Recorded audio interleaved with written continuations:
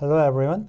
In this lecture, I will explain how we can solve the groundwater flow equations so that we can estimate the head distribution over the groundwater system.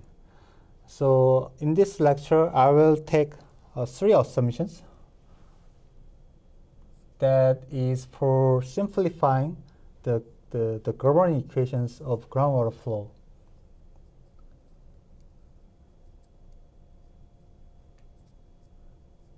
So the first assumption is steady state, which means there is no time-dependent variable in the governing equation. So I will cancel out all variables that is dependent on time. And the second assumption is that we will consider just one-dimensional space.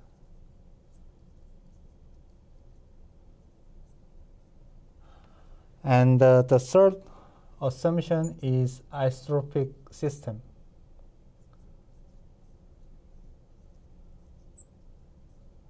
Here, isotropic comes into when we are talking about the hydraulic conductivity.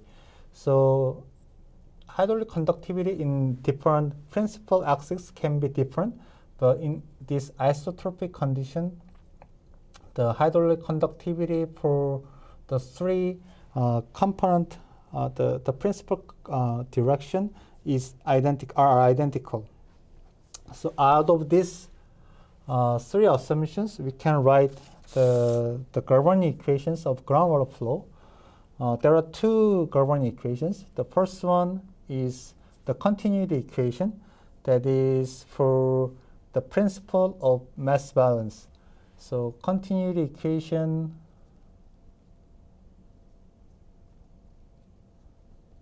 is written as divergence of Darcy flux is equal to 0. And the second governing equation is Darcy's law.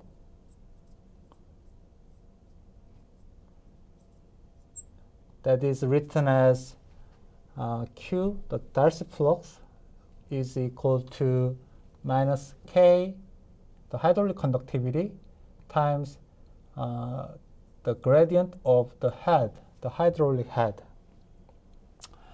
And there is no time-dependent variable because we are assuming the steady state condition. And the K, the hydraulic conductivity, is a constant because we are assuming isotropic condition.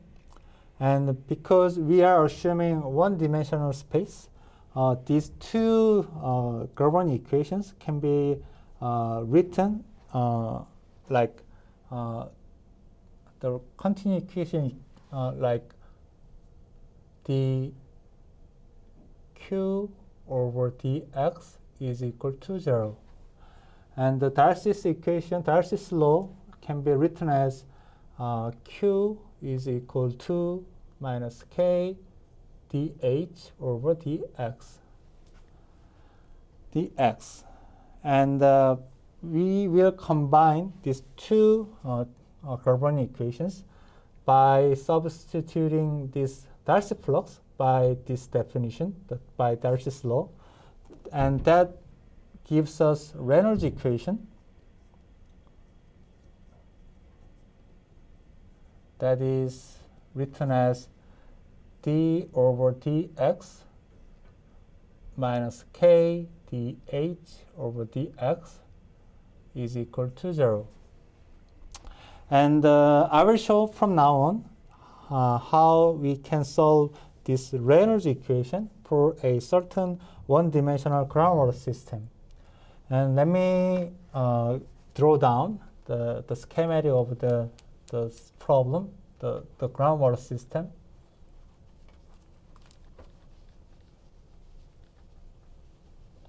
So I will delete this part.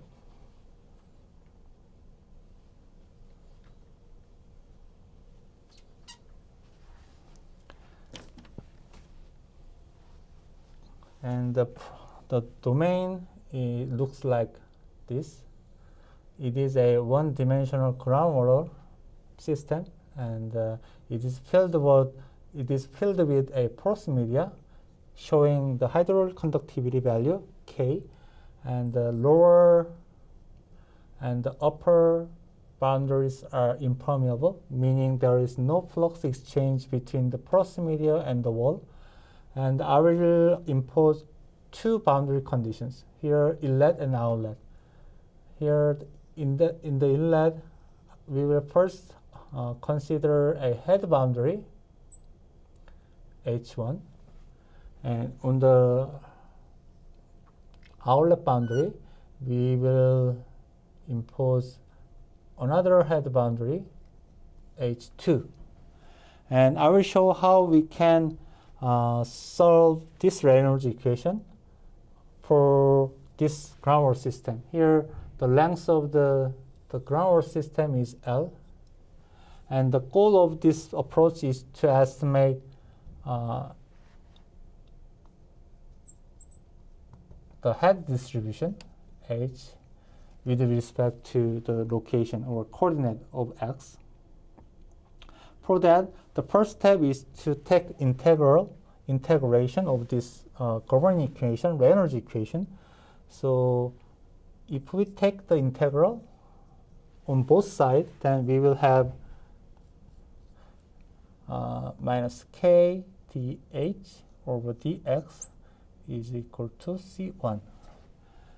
And if we integral one more time, then we will have minus k h, and this is the function of x is equal to C1 times x plus C2. And the way of, so now to get the full expression for this head distribution, we first need to estimate these two arbitrary constants. And for that, we will apply the boundary conditions. The first boundary condition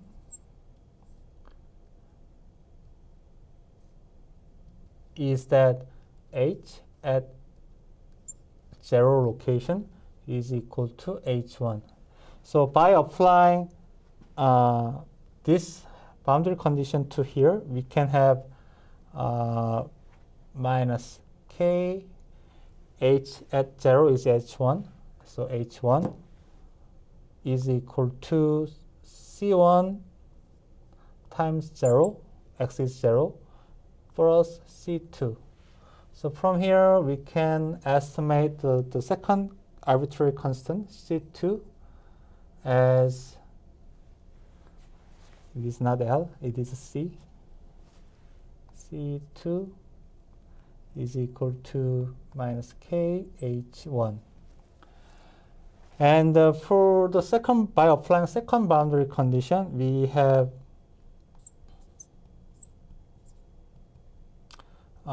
H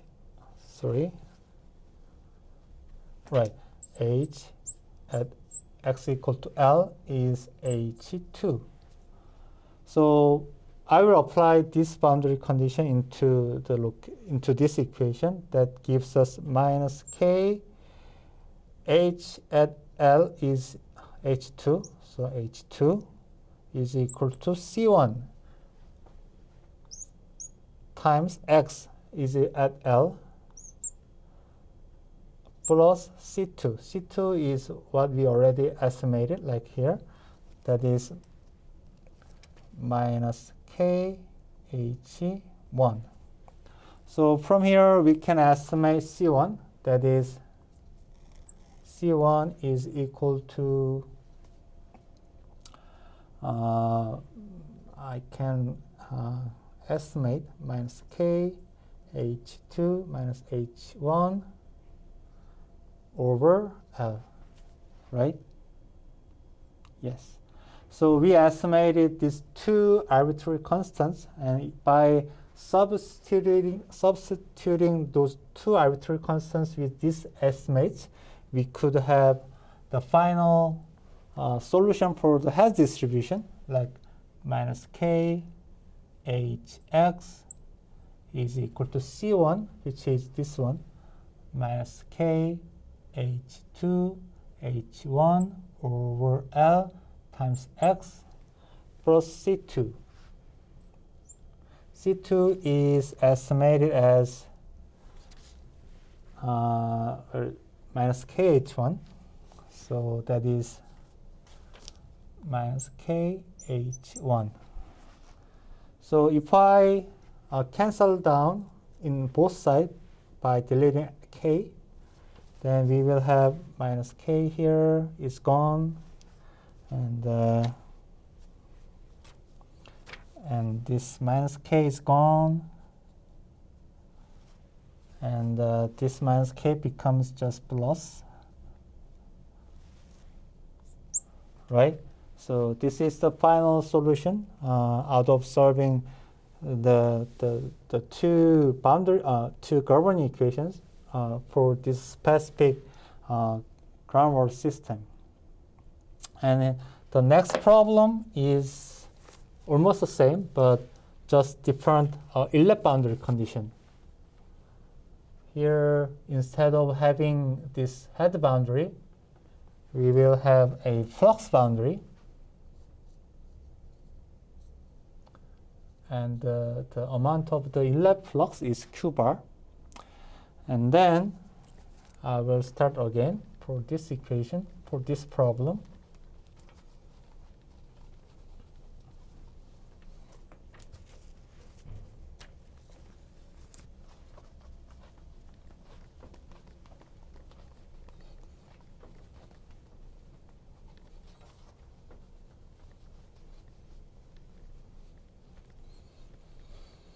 So here, let's start with the inlet boundary. So here, the thing that you should remember is that the Darcy's law tells us that Q, the Darcy flux, is defined as minus K dH over dx. So that is, and this term, the Darcy flux, is in the same format as this first integral equation. So from here, we can learn that the Q bar is equal to minus dH over dx. Sorry, there is K term.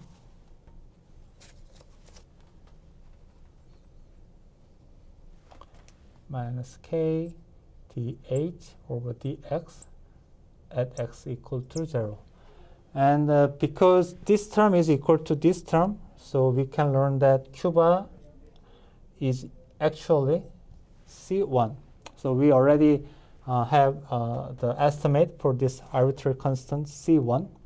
And by applying the head boundary on the outlet boundary, we can finally estimate this C2. So let's apply this boundary condition again. Then we have minus K H2 is equal to C1 is Q bar. So Q bar X is equal to L, right? L plus C2. So from here, we can estimate the second arbitrary constant, C2, as minus K H2 minus Q bar L, right? So I will substitute these two constants with these estimates. So that is minus K Hx is equal to C1, that is Q bar X. C2 is equal to this term, minus K H2 minus Q bar L.